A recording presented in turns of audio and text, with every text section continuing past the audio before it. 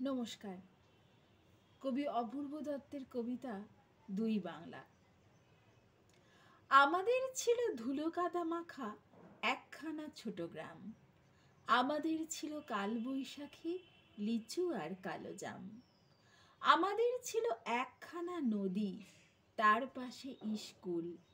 বৈশাখে ছিল রবীন্দ্রনাথ, জ্যৈষ্ঠীতে নজরুল।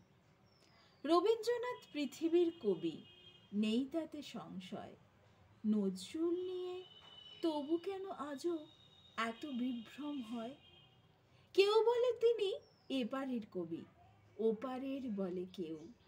এপার ওপার তার কাছে এক, ফেরান না কাউকেও। কেউ বলে তিনি বিদ্রোহী কবি, কেউ বলে কবি ধর্মের।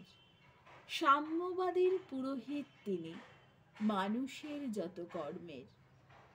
পদ্মার বুকে ঢেউ যদি জাগে, গঙ্গায় লাগে দোলা। মন্দিরই বলো মসজিদই বলো, তার কাছে সবই খোলা। এপারেও তিনি ওপারেও তিনি, মাঝখানে তার কাটা। একসাথে তাকে প্রণাম জানাতে বাড়িয়ে রয়েছি পাটা।